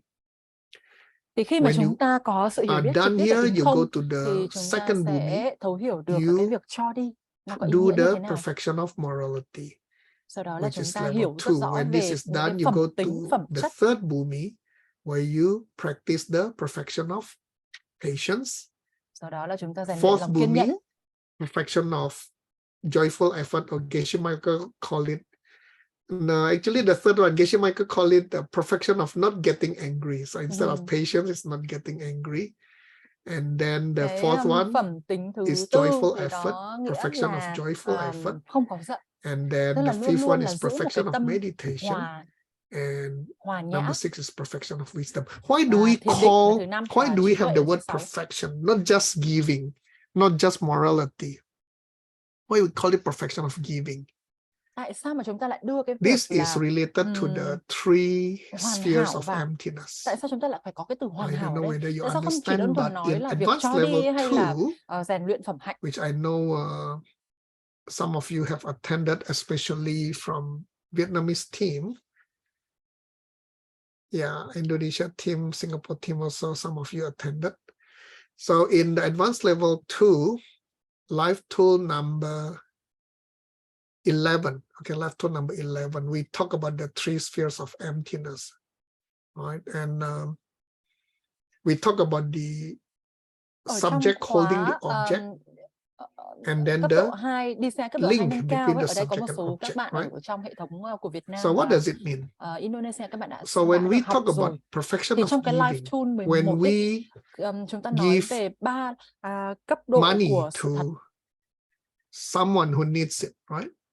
và chúng ta đang nói về We cái want việc to cho đi. do this giving with the understanding of emptiness. Và khi mà chúng ta So we need trao đi, to trao understand tặng một thứ the gì với sự emptiness hiểu of biết the thấu giver, triệt which is về hạt ourselves. giống và tính không. We need to understand the emptiness of the receiver, and we need to understand the emptiness of the Thì chúng ta sẽ gift hiểu itself, of the money itself. được rất là sâu sắc So cái tính emptiness không of the của người họ giver đang nhận. means I know that I need to give now so that I can have more in the future. Okay. Bạn So hiểu rất là emptiness rõ of là the cái hành giver. động So the bạn đang giver cho đi ấy, cho biếu is tặng not, một ai đó một cái gì đó, có and also nghĩa of là course bạn the đang giver gieo một cái dấu ấn để needs mà to have trong the tương lai seeds bạn to có see cơ hội để nhận lại the nhiều receiver hơn. to be there. Yeah, and also have the seeds to see the money Chúng ta cho being tặng given. ai đó Okay, the emptiness tiền, of receiver thì is chúng ta đã lưu dấu ấn that trong tâm trí là the, có cơ hội về sau. yeah, the Cái giver khoản needs to tiền have the đó seeds sẽ so quay that lại về the chúng ta, giver thậm can chí còn see the nhiều hơn nữa. receiver. Sometimes if you don't have the seeds, you don't even have a receiver. You don't have Đôi anybody khi to ấy, nếu receive mà your bạn gift. không có đủ hạt giống, bạn còn And không of course, the money that you không give nở ra away hạt giống, là cái người must have nhận come của bạn, from cái your người mà past bạn trao generosity. đi cái tình So yêu we thương, want trao to đi cái do sự phụng sự đó, our còn giving không có with người the nhận cơ. understanding of emptiness, Và cái the điều three vô cùng quan trọng, spheres. bạn cần phải Otherwise, hiểu if rất we rõ về just hạt give giống và for the tính không. sake of giving, the act of giving itself will plant seeds, but we call it dirty good karma. Còn nếu không, bạn không Dirty good hiểu karma. về hạt giống và And tính that không, dirty good bạn chỉ karma cho đi một cách thông thường will theo những cái cách still vô minh của những cause 99% us những người khác, to be thì bạn stuck đang in the gieo wheel of những suffering, in the hành động samsara. vô minh và Okay. gieo những nghiệp quả So, chưa tốt. Nó of sẽ course, đẩy in the bạn tiếp simple tục terms, vào we cái say that when bể you luân want to hồi liên tục. give, you should do it with the 4 steps.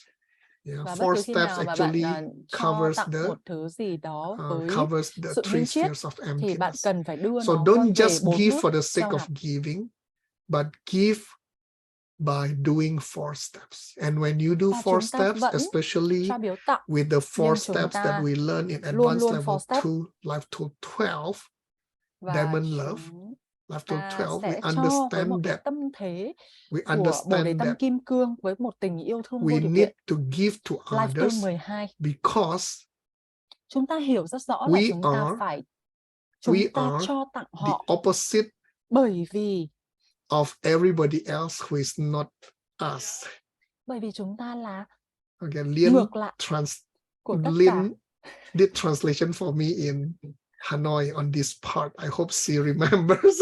Yeah, I still remember. So because I am the Bởi vì chúng ta reverse là of hoàn toàn là anybody else cái who is phần not ngược Sugeng, lại của tất cả những that's gì why mà không phải là chúng ta. Sugeng needs to give using the 4 steps. Tức là Okay, Sugeng so đang we ở need to đây have này. this understanding. Sugeng This is làm một cái hành động là 4 step, called the cho perfection biếu of tặng một cái giving. gì đó. Bởi vì Sugeng hiểu So rất rõ a lot of people say, là why should I go tất through 4 cả những cái steps? gì You know, ở bên ngoài 4 không steps bao gồm seems Sugeng so ấy, là phản ánh ngược lại, selfish. một cái I hình do ảnh phản because I chiếu ngược want lại something. của chính Sugeng. Therefore, we need to have the correct understanding. We need to apply 4 steps so that when we give, it is a perfection of giving. Vậy nên khi mà If chúng ta not, hiểu biết if it is về not hạt giống và tính done không, using khi mà this, it chúng is ta just a làm normal 4 step giving. thì chúng ta làm 4 It will step một give cách rất là you sâu the sắc. dirty Bởi vì good khi chúng karma, ta hiểu and là that tất cả will những cái nghiệp quả still tốt với cause một cái us to tâm be thuần stuck khiết, in nó the sẽ quay trở lại và samsara, nhân liên in gấp the bội suffering, những right? cái nghiệp quả tốt mà In chúng the ta sẽ được thụ suffering, hưởng. dirty good karma. Yeah, and this is part of the suffering of change, right? Và đây là con đường của sự So thay đổi. this cover the 6 bhumis of the Bodhisattva 10 bhumis, right? Và đây là And what are the other 4? 6 Basically, của okay, just do quickly Bồ Tát Đạo. using a verbal, you know. Đây là 6 phẩm hạnh của Number Bồ Tát Đạo, 7 is thì chúng ta vẫn còn 4 thứ còn lại nữa. start to collect people to attract people with generosity. And then Cái number 8 4 is to phần attract people by chất còn encouraging. lại á, là Number thu 9 hút is những người to khác với sự hào attract phóng của people mình, to practice. thu hút And the mọi người 10th one khác, is to practice khuyến khích những yourself. người khác, tạo cơ hội cho người khác để rèn luyện pháp, thực hành pháp. If you remember DCI level 8, automatic leadership, when we say generosity, encouraging, and then get people to practice and practice yourself. What do we call this in the DCI level 8? Basically, it's the Nếu mà các four bạn còn magnets. nhớ Okay, the ở four trong magnets. DCI cấp độ So 8, if khi you mà have chúng attended ta level 8 before, ừm, Bhumi number 7, hào phóng với 8, người 9, khác và 10 khuyến khích are cho người basically khác the làm four magnets. thực hành pháp hay là làm những hành Okay. động thiện nghiệp, thì chúng ta có một cái All thuật right. ngữ gì nhỉ? Let's continue. So these Rồi are thì the đi tiếp nhé. bodhisattva levels, the Bhumis. There are 10. So Rồi you chúng ta see, có 10 cấp Bhumi độ number của 1 Bồ Tát Đạo. start when you have DPE, path of seeing. And when you have path of seeing, you should start practicing on the perfection of giving. Thì khi And mà chúng then ta có sự nhận biết you thấu go triệt slowly về hạt up. giống và tính không, thì After the chúng path of ta seeing, you sẽ get into the path of habituation. bắt And đầu then thấm you nhuần về pháp. go up. Yeah. Bhumi number 1, 2, 3, 4, 5, Từ 6. cái Bhumi And then 1 7. thì sẽ đi And then tiến 8. dần When lên những you cái cấp move độ to cao Bhumi hơn. number 8, you actually go into the, this is the type, right? Type 1, type 2, type 3, right? Type 3 of the bodhicitta. And then finally, 9 Và khi and mà 10. đến After cái mức 10, độ you get 8 thì into chúng ta đến path cái of loại normal 3 learning, you của get Bồ Đề into Tâm the bodhicitta type number 3, nâng cao. which is the ultimate bodhicitta, okay, which is Buddhahood. All right. Thì cái cấp độ So 10 đó now, is là this giác ngộ all the tối hậu. same wish? Are they all the same wish? Okay, we can divide the wish into Nào, bây few giờ thì variations. tất cả The cái first nguyện one ước có is phải là một không? by the way you think. Yeah, we divide Hãy bodhicitta phân into the tách 3 kinds by the giác way you ngộ think. thành Okay, 3 loại theo cái phương cách mà bạn suy nghĩ. please pay attention and tell me which life tool, which level is this. Okay, Nào, các 3 bạn hãy kinds động by the não way nào you và hãy think. The nói cho tôi biết first là cái kind life tool is nào mà chúng ta đã từng nói về cái này. the king wish for enlightenment. Thì Meaning đầu what? tiên chúng The ta king nói will đến ước nguyện giác ngộ của go một vị vua. and become enlightened first and then return to help others. Okay, this is the first Thì type. chúng ta có thể The nhìn thấy second trong hình type, ảnh là ông ta đang giơ cao một the cái shepherd wish for vương miện bằng enlightenment. vàng, The đúng không? shepherd Ông ta giác ngộ trước, is sau đó thì ông ta sẽ quay lại like phù trợ babysitter, cho thần dân trong vương quốc. standing behind all the sheep, Cái ước nguyện 2 là ước all nguyện the của người cows, chăn all the cừu, ước sheep. nguyện giác Okay, ngộ của người chăn okay, cừu. all of you go first. I will support from behind. Tất cả mọi người đi trước Yeah, đi, 3 types of tôi sẽ leadership. hỗ Yeah, trợ I will sau support lưng. from behind. Okay, once all of you are enlightened, then I will become enlightened. Thì tất And cả the khi mà third tất type cả is các chúng ferryman sinh wish đã for enlightenment. đạt được giác ngộ thì Okay, tôi so cũng sẽ because đạt được they're giác in the ngộ. ferry, so Và cái let's loại get enlightened ước nguyện thứ together. 3 thì là ước nguyện như người lái Okay, đò. so these are the 3 types. And thank you, Thì Rio, for giving the đây answer. 3 types of leadership, right?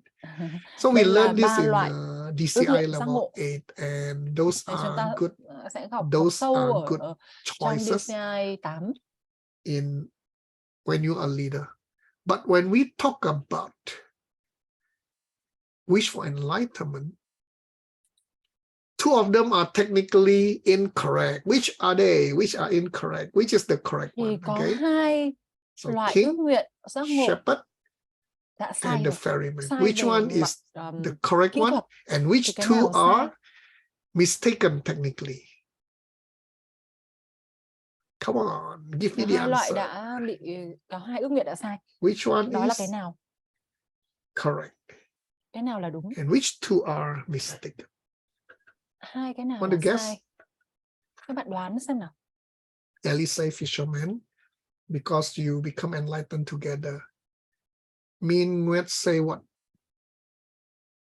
Mean Nguyệt say 2 and 3 are mistaken. Okay, and Crystal Heng say king is correct. Yeah, Crystal has heard me talking about this, but good memory. Yeah, Các bạn đang chat ở trong King phòng chat đấy, có bạn thì nghe thầy nói rồi. wish is the correct one. Okay, Thì ước king nguyện của wish vị for vua là enlightenment is đúng đấy. correct one. Why? Tại sao? Why? Because how can you help others before you are enlightened? Yes, you can help people before an enlightenment, but your help làm is very sao mà bạn có limited. thể giúp It's đỡ not những the người khác nếu ultimate như bản help. thân bạn chưa được giác ngộ. So you need to have this king wish of enlightenment. I want to get Vậy cho nên bạn enlightened phải very xác định cái quickly. tâm thế của bạn là Yeah. ước nguyện giác ngộ của một vị vua. What happened to shepherd? Nào, điều gì I sẽ xảy think we ra have đối với ước a nguyện của người thân classical kính? example of the shepherd type of wish. A lot of time people say, have you heard of this definition? Bodhisattva is somebody who can become enlightened but delay their enlightenment Rất so nhiều that lần á, ở they trong can rất nhiều help tài all liệu chúng ta đã beings. từng nghe thấy Bồ Okay. Đề Tát, There is this Bồ Tát đạo này, những người có tâm Bồ Tát là misunderstanding những người mà hoàn toàn outside họ có thể saying đạt that được giác bodhisattva ngộ is rồi, nhưng mà họ defined dừng as lại và họ thương chúng sinh. Thế cho someone nên là họ sẽ phù trợ, họ sẽ who độ is cho chúng sinh giác ngộ trước. delaying their enlightenment so Họ that they là can help những người others. mà với tình yêu thương vô This bề is bến, shepherd, correct? họ You, sẽ hey, all of you trì get hoãn enlightened cái first, and then I will get quá trình giác enlightened ngộ của myself. mình để This độ is cho chúng wrong. sinh trước. Điều này là Because sai. is it even possible to help people if you're not enlightened? Bởi vì tôi hỏi các bạn là liệu chúng ta No. có thể You, giúp yes, được you những help người on the khác đạt được surface, giác ngộ but not khi bản the thân chúng ta chưa ultimate đạt giác help. ngộ hay không? So never get into that wrong understanding. Vậy cho Okay. nên đừng bao giờ để So cho mình it bị has, mắc lừa ở it trong những should cái always tư be duy the sai lầm như king vậy. type. I Hãy want trở to thành get một vị enlightened vua. quickly. Con muốn đạt được giác ngộ càng I sớm shouldn't càng tốt. even delay. Con I không shouldn't được phép even go together. I should trì go hoãn first. Because một once giây you một become phút nào. enlightened, it's easy Con không for you chờ to ai help cả. others, to teach others. Okay, that's the highest way to serve others. Bởi vì khi Okay, con đạt được giác now ngộ tối hậu thì đó là cái điều tốt đẹp dividing nhất the mà wish con by có thể basic hỗ trợ nature. được những người Okay, khác. there are basic natures. So there are two ways. The prayer. So prayer means Có hai phương I cách wish, I want to have để đạt được giác bodhicitta. ngộ. Đầu tiên là cầu But nguyện. just wish, just prayer. This is just prayer type. No action.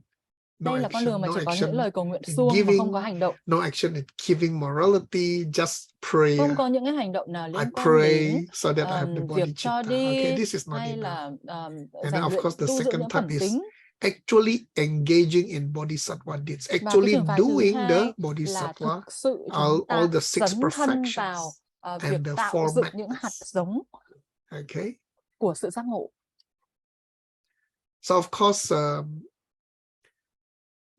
course, when we take the bodhisattva vows, you need to quickly get into the action, of course. And then when you take the bodhisattva vows in the form of action, we need to engage them. We need to do them. Khi mà chúng And ta đưa when ra we những lời do them, nguyện để đạt được sự the giác best ngộ is thì to chúng ta đồng track nghĩa là them phải with cam the kết hành động. 6 times book. 6 times book. Therefore, 6 times book is very important. Okay, I know everybody is very busy. Điều đầu tiên là các bạn I phải know đọc it's not 6 lần easy, cái quyển sách đó. but hey, Và tôi every biết là các bạn rất 2.5 là hours, bận rộn nhá. you just pause and spend maybe Nhưng mà 1 or chẳng 2 nghĩa là minutes mỗi ngày to write down, bạn không to thể track nào your mind, dành lại so được that you are on tối track thiểu with là the 1-2 bodhisattva phút vows để mà các and bạn carry on quán with tâm your của life, mình. you know. Thế xong rồi This bạn is your dành khoảng life. 30 This is phút your để bạn future. xem cái quyển sách mà nó Don't sẽ mang just đến cho ignore bạn it sự bình because an, sự giác ngộ ngay cái hiện đời này. you don't want to spend few minutes to write it. Các bạn không muốn dành một vài phút để viết xuống I was with some friends on những Sunday hành and we động discussed tốt, about this. những thứ mà các bạn lưu giữ được trong tâm trí. Yeah, I think, and of course, some people are so worried. Hey, I don't want to take the vow because I'm not ready. Thầy có một số Well, I think the người bạn fact thân that ấy, you are here, khi that mà means uống you trà are nói ready chuyện với because you nhau want to thì mọi learn người bảo là something. ôi tôi ngại lắm, tôi You không want to dám get đưa enlightened. You ra want những to cái help lời nguyện, people lời to thề become thốt gì đâu. enlightened. So, yeah. Tôi bận lắm, tôi So sợ tôi whether không you are làm được. ready or not, I think the main reason is you don't understand. Okay, it's Dù not là about bạn you are đã not ready, sẵn but sàng it's hay just chưa, nhưng cái that you quan don't trọng nhất ấy, ở understand. cái cốt lõi là Okay. bạn không thực sự hiểu Yeah. bạn đang làm gì, bạn cần phải làm gì. All right. Now the other division we can divide the wish into two kinds of reality. Okay, of course, the first one is the ultimate. Cái cách phân chia And thứ then the hai đó là second chúng ta one phân is chia nó the thành hai thứ. Một apparent. là Ultimate refers to the giác ngộ tối bodhicitta hậu. that you get when you have the direct perception of emptiness, the path Là of seeing. giác ngộ đạt được khi mà bạn Okay. có được sự hiểu biết trực tiếp về tính không. Well, I mean, it's called ultimate bodhicitta, but Geshe Michael said that it has nothing to do with bodhicitta. Why not? Thầy Geshe Michael này nói là Why cái giác ngộ tối hậu Why này it ấy, is nó not? thực sự nó Why ultimate bodhicitta chả is có gì để not làm nữa cả. bodhicitta? And if not, why it is called wish in the form of ultimate bodhicitta? Và nếu như mà thực sự là nó không có tác dụng gì đấy, tại sao chúng ta lại phải ước nguyện để đạt được giác When ngộ tối hậu? When we say ultimate bodhicitta, this is basically the bodhicitta that you have when you have the direct perception of emptiness. Okay, so it is I would say it is not a wish anymore, right? Thì ở trường hợp này đây so không còn bodhicitta là is một the lời wish nguyện ước nữa. To reach enlightenment for the sake of all beings. But when you have direct perception of emptiness, it is not a wish anymore, because within 500 years, in less than 7 lifetimes, you will get enlightened already. So it's not a wish anymore. It's a done ở deal. trường hợp này, I think nếu we như should mà say chúng it ta is the nhìn done deal. nhận Right? được tính không trực tiếp, So Suryanti is thì asking, what is the highest goal by taking trong vòng bodhisattva 500 năm vow? trở lại, khi mà các bạn đầu thai lại When we take bodhisattva sau 7 vow, kiếp ấy, we want mà to các bạn vẫn giữ become được cái enlightened nhìn of về the, tính không trực tiếp, thì các bạn not đã just đạt our được heart. Okay, not just our heart. giác ngộ tối hậu rồi. Our heart is the Thì nó không listener có liên track quan and đến the vì lợi ích của self-made chúng Buddha sinh khác track. nữa. Okay, and of course the apparent, Thì the bây giờ nó không phải là ước deceptive nguyện nữa, mà là cái mà chắc chắn là bạn sẽ đạt được. Yeah. Cái loại thứ hai, Deceptive means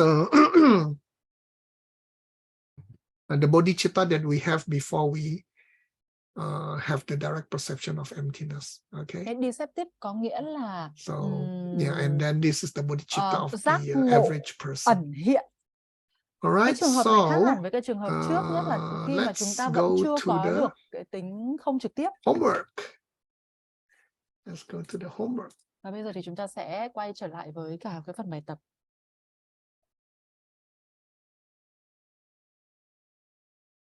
Class 4. These are the 4 types of body of belief of the wish. Kể tên và Okay, mô tả 4 here loại ước we nguyện cho go. sự giác ngộ. So 4 types of the wish for enlightenment, the bodhicitta, right? The first one is the belief wish. This is the Ước nguyện đầu path tiên là ước nguyện niềm tin. of accumulation and path of preparation, right? So Con đường của việc so quy tập tất cả những hạt you have giống, những this phước báu before và chuẩn bị the thật kỹ. DPE, before you have the direct perception of emptiness directly, right? So this is part of accumulation and preparation of the greater way. During this period, things appear to be self-existent. You still see them that way and you believe what you're seeing. So technically, if you have heard the Bạn Prince đã story, đạt được ước nguyện cho sự giác ngộ thật sự như chưa nhìn thấy được tính không trực tiếp. Điều đó cũng giống như việc and you nói have the rằng bạn wish, đang trên đường của sự all tích of us lũy, are hoặc con đường in chuẩn this bị đại belief thừa. wish. Mọi thứ dường như là vẫn tồn tại từ And chính then chúng. when Bạn you vẫn get thấy chúng theo cách into đó và the bạn direct tin điều mình perception of đang nhìn thấy. emptiness, you move into the second type, which is the personal responsibility wish. Ước nguyện trách nhiệm cá Okay. nhân. Loại 2. And after this, you start from bodhisattva level 1 Và to sau đó 7. thì bạn sẽ đang trong bất kỳ cấp độ Bồ Tát nào, từ And 1 đến after the 7. path of seeing, you move into the path of habituation, which is the ripened wish. Và sau So khi cái after the path ước of nguyện của seeing, you mức go độ cá through nhân thì bạn đi bodhisattva đến ước levels nguyện 1 đã to chín mùi. 7, 1 to 7, right?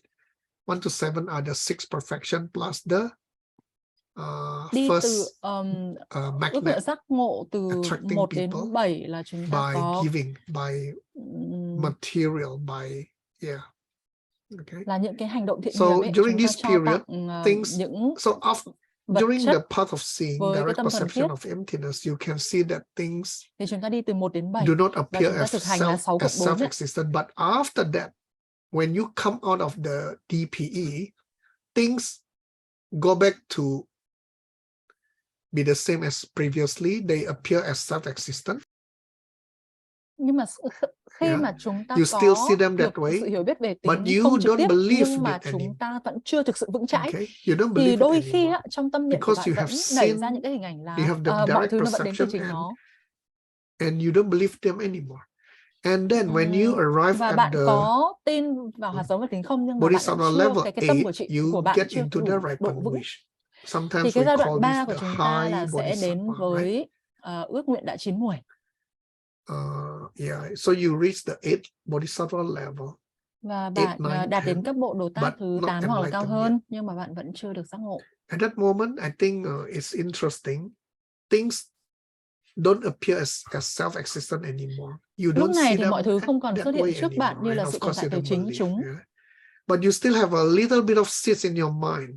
Bạn But the không còn nhìn thấy tendency chúng for theo things cách to đó appear mà to bạn be không tin vào self-existent. sự So tồn tại của chúng, this nhưng mà is a bạn high vẫn level có những bodhisattva, cái hạt and you giống are vi very tế close trong tâm to thức của your mình về khuynh hướng enlightenment. mà And tất cả finally, mọi thứ xuất hiện từ the chính chúng. last Và is cuối the cùng ultimate. Yeah. thì là chúng ta All có ước nguyện obstacles mà are nơi tất cả eliminated. các chướng ngại This được is loại your bỏ. total enlightenment, Bạn đạt được giác ngộ and hoàn you toàn và không become còn sở Buddha, hữu, thậm right? chí You là become những Buddha, hạt you giống become cho enlightened. khuynh hướng nhìn tất cả No mọi more thứ seeds to xuất see hiện từ chính chúng. things to appear self-existent. All right, that is the 4 types.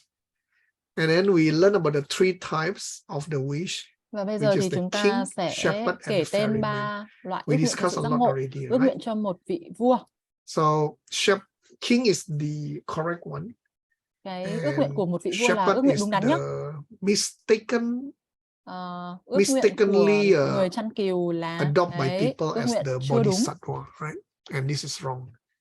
Yeah. Các So bạn shepherd means nghĩ như là các people lời who nguyện delay thông their thường enlightenment của các vị Bồ Tát mà các bạn đã nghe with thấy the wrong rất thinking that là they lâu, can rất là help nhiều á. others. Cái này là ước nguyện chưa đúng đâu. There is this wrong understanding that when you become enlightened, you cannot come back and help people, but that is very wrong. That is very much related to the concept of the listener and the self-made Buddha. When you become arhat, you are sort of disappear and you can't help people anymore. But here in the bodhisattva track, in the greater way track, we want to adopt the king type. Okay, king type. Thì mọi người đã từng nói là Right. And of course, các ferryman vị is Bồ Tát sẽ nguyện also là not sẽ không bao giờ correct, right? đạt được thành Go tựu khi together. mà tất cả những chúng sinh chưa thoát khỏi bể khổ á. Okay. Thì ở trong con đường And đại then thừa the thì chúng tôi two khuyến types khích can các bạn be sẽ đi theo divided con into đường two. ước nguyện của một vị vua. The first one is the prayer and the action. Yeah, the prayer type and action type. Moon, moon is the Ước nguyện prayer, cho sự Sam giác is ngộ the thì phân ra wish. làm 2. And then Đầu tiên là ước juk nguyện is dưới dạng ý action, định, Sam is wish. lời cầu right? nguyện, và cái thứ hai là ước nguyện dưới dạng hành động, And then the hoặc là hành động tham second gia division như is là một the vị Bồ Tát. deceptive and the ultimate. Right? Deceptive and ultimate. Chúng ta có hai Deceptive thứ is gọi là ước nguyện the ở wish dạng before dễ làm you cho nhầm lẫn và have ước nguyện DP, của dạng and the tối thượng. ultimate is the wish after you have DP. Kunzap Samke and Dundam Samke. All right? Chúng ta có hai cái từ Okay, thuật ngữ so đấy. this is class 4. Thì chúng ta vừa hoàn Any thành other xong questions? Okay, before that, let's lớp do the 4 của prayer, chúng ta okay, so that ở I trong don't forget. cấp độ ACI And then we can 2. have a discussion. Và các bạn nếu mà Okay, có bất cứ câu hỏi nào thì sau cái quá trình chúng ta cũng dừng hoàn Emil, thành you want to help again? Okay, teacher. Let's do the prayer and make a mudra.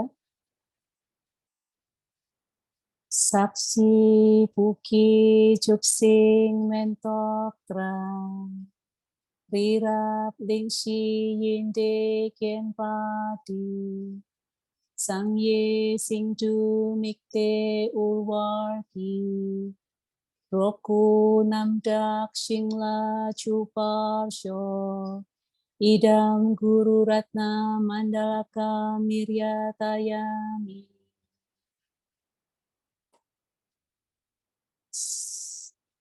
Saksi Buki Chuksing Mentok Tram Rirap Ling. We change to the dedication. Yeah. Kewa di kewo kun Sunam Yese Sokchok Sing Sunam Yese Lechung We Dempa Kunyi Toparsho. Okay, thank you. So this is the translation. Đây là cái phần dịch của việc hồi hướng tất cả những công đức tốt đẹp. Kewa di kewo kun Sunam Yese Chokdok Sing Sunam Yese Lejung Wei Dampa Kunyi Toparshok. So by the goodness of what I've just done, bởi tất cả những thiện nghiệp mà con đã từng làm. And then Kewa is all beings. Yeah. May all beings. Kewa có nghĩa là tất cả Sunam Yese Chokdok những Sing chúng with sinh. the collection of the Nguyện cho tất cả merit chúng and sinh wisdom. sẽ thu thập được hết tất cả những hạt giống Sunam Yese Lejung của Wei thiện with nghiệp the và trí tuệ. may all these two will make the Dampa Kunyi Toparshok, the two ultimate bodies of the Buddha. May all Và these nguyện cho họ sẽ đạt được may all these may we get the two ultimate bodies of the Buddha hai produced by thân these thể two, tối which is thượng the Phật quả merit and wisdom. mà Okay, merit and những wisdom. phước nguyện và trí tuệ All có right, thể so thành tựu that's được. class 4. Thì đây là Any chúng ta these đã kết thúc other lớp 4 questions của and ACI 2. sharing we want to Và nếu have? như mà các bạn có bất cứ một câu hỏi nào hay là chia sẻ nào thì thầy sẽ rất là If not, okay, sẵn Emil. sàng Teacher, để mà lắng can nghe. I ask again? Sorry. Yeah, please. As you said that when we are in practice of doing, when we are in the seeing part, so What after part? seeing, I mean the part of seeing. The part of seeing. So after that, there are time when we do 6 perfections, right? Yeah. And what if right now we are not in the seeing part? We are probably now in the preparation part after hearing the Pen story. And then the teacher always encouraged us to practice the 6 perfections of giving. Yeah. So does it mean that if we do that, we are also doing that one deceptive practice of bodhicitta? It is still deceptive, but Yeah. if you start practicing now, when Cái you câu hỏi của have chị the là nếu như mà DPE, when chúng ta có you một go người into the thầy và người path of thầy đó luôn seeing, luôn là tác động your vào chúng path ta để of mà chúng ta phải chăm habituation chỉ will hơn be trên con much đường ấy, faster because thì you are so used to it điều gì sẽ xảy already. ra? Thì thầy có trả lời Okay. là dù sao thì đó là những cái nỗ So lực của never think that cái việc because vẫn bị we nhầm have lẫn, not nhưng mà dù sao had đó vẫn là cái bước DPE yet, tốt đầu tiên để mà our chúng ta có những bước practice viện is cho sự giác ngộ tối deceptive hậu. and not useful. Okay. Nhưng mà chúng Yeah. ta cũng hiểu Yes, là it những is cái ý deceptive. nguyện mà deceptive tức là nó sẽ bị nhầm Yes, lẫn như vậy, thì chúng ta không nên duy inside trì the wheel lâu. of Và bản life, thân chúng our ta vẫn luôn luôn equipment có is được broken. cái ngọn lửa, Our cái equipment sự is kiên trì, broken. cái sự mài giũa chính bản thân mình But we để mà mình still có need được một to cái tâm make thuần use of khiết, this mong equipment muốn đạt được broken to help sự us giác ngộ get tối out hậu of the wheel. Okay. vì lợi ích của những người khác. Teacher. Yeah. Mm-hmm. So, yeah. Rio is going to learn this. Rio and Ivo are going to learn this in SGIM 6 starting soon. So yes, inside the wheel, our equipment is broken. That's why we see things wrongly, causing us to have the misunderstanding. Trong cái bánh xe Inside the Pháp wheel, ấy, even if đôi khi là you có do những good cái bánh things, xe nó đang bị those gãy will hỏng hoặc là produce nó đang bị dirty khuyết good thiếu một cái phần nào karma, đó, khiến and cho the những cái dirty nhận good thức của chúng karma ta will still về keep us thực inside tại, the nhận thức wheel. về Pháp nó bị sai lệch. Therefore, in order to, yes, first we need to have the correct understanding. Thì đầu so tiên that là we chúng ta cần phải có một cái so nhận that thức we và can thế giới quan đúng đắn. still use the broken equipment to help us At the Và same chúng ta time, vẫn có thể tiếp tục when sử we dụng cái công do cụ nó đang any bị good hỏng things, hóc any một phần, nó đang merits, bị we khuyết thiếu như should thế. do it with 4 steps so that Và all tích the lũy good thêm nữa things we những do cái thiện nghiệp will bằng cách là chúng ta produce 4 step một cách đúng đắn. clean, good karma. Okay, so I remember Geshe Michael spoke about this in Surabaya 2019. Okay, in Thầy Surabaya Geshe đã từng nói đến cái Intensive việc này ở trong một cái 2019. khóa học là Surabaya He said vào năm 2019. when you do anything which is good, Thầy nói là khi mà chúng ta they làm bất cứ một are cái việc just gì tốt dirty good karma. And the only way to make those, the only way to produce clean good karma, or we call it unstained good karma, is to do good things with 4 steps. So 4 steps is very, very important. Và khi mà We chúng ta used to làm bất cứ tell một you, cái we hành like động to nào tell you, tốt hey, thì cái if điều you quan want to trọng là plant các bạn seeds, cần phải use 4 hành động steps. với But cả a lot of 4 people step một cách đúng đắn. forget Thì như about the thế thì 4 các bạn sẽ steps and có được just do những the cái thiện correlation, nghiệp which is not hoàn toàn enough. nó là trong sạch Not và không vướng mắc. enough. 4 step is still very, very important. Okay. Cái 4 step thực sự là cái việc And vô by cùng quan trọng. creating, and only unstained good karma will be able to help us get out of the wheel of suffering.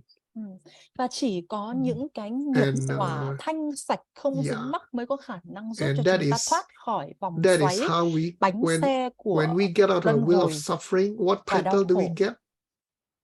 This is for everyone. For Suryanti Ahui, what title do we get when we get out of the wheel of suffering? Get Thì out of cái the danh hiệu samsara? nào nhỉ mà chúng ta sẽ có được khi mà chúng ta thoát ra khỏi samsara, luân hồi? Bodhisattva, is it? No, Arhat. Arahat. A-la-hán. Arhat, yeah, Alice is correct. Okay, Alice, đúng. but Arhat is not our goal. Okay, Buddhahood is Nhưng our goal. mà A-la-hán không phải là cái quả vị mà chúng ta hướng đến nha. Requires the bodhicitta that we discussed mà today. chúng ta hướng tới sự giác ngộ tối hậu Phật quả. Okay, thank you. Any more question? Yeah, Rio said that we need to collect merit and wisdom with broken equipment to CDPE. And we need to collect merit and wisdom using the 4 steps. Okay, otherwise those will become stained merits. We want to have ở đây, anh Rio cũng nói là chúng ta cần phải tích lũy những cái nghiệp quả tốt đẹp để mà chúng ta sẽ có được sự hiểu biết trực tiếp về tính không. Master Shigen, Sakme kile, unstained. The stain is called sakche kile. We don't want that. We want sakme kile. Me means not. Sakme kile. Le is a merit or seeds or karma. Chúng ta mong muốn có được những cái Phật quả toàn giác và không dính mắc. Teacher Shigen, I have one small question. No more. Our class, our third session, class 4 and 5, is going to be on.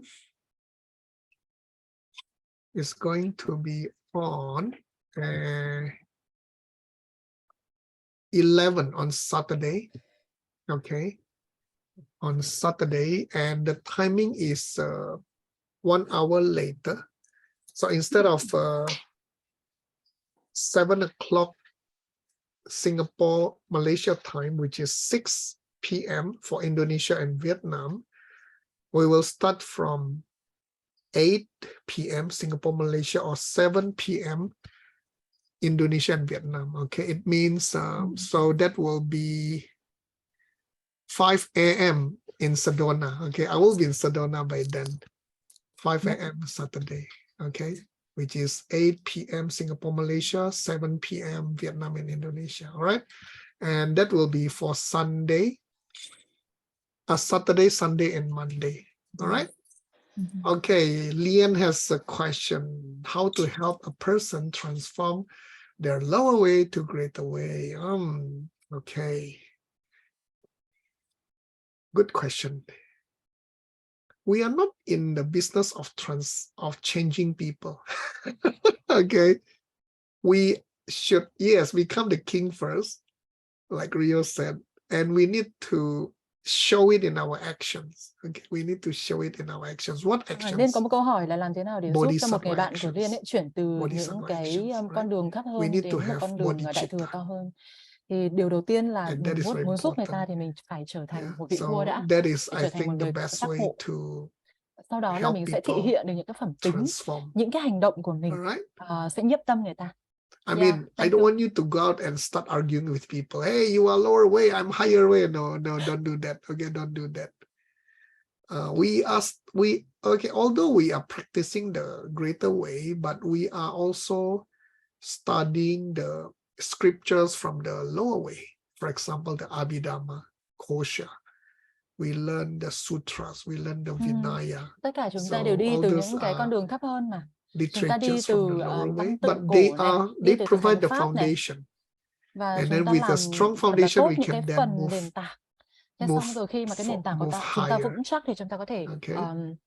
được Yeah, thank you for di the chuyển question. đến những cái tầng tâm thức cao hơn. Yeah, so thanks to Lien for Vietnamese translation and to Rini for Indonesian Cảm ơn translation. Liên đã dịch tiếng Việt, và cảm ơn And chị also thanks to Emil to do the Rini recording đã as dịch well, tiếng and Rio Indo. for helping as the co-host, Và admitting the thầy cũng people gửi lời into cảm the ơn tới Zoom. tất cả các bạn ở trong đội hỗ trợ đã And giúp cho chúng ta tổ chức một cái buổi So học ngày hôm nay. after this, Cảm remember ơn to tất do a cả các coffee anh chị em. meditation. Okay, we Chúng have done ta our gần 30 người chúng dedication. ta đã có mặt tại đây So ngày hôm that nay. is part of the coffee meditation also.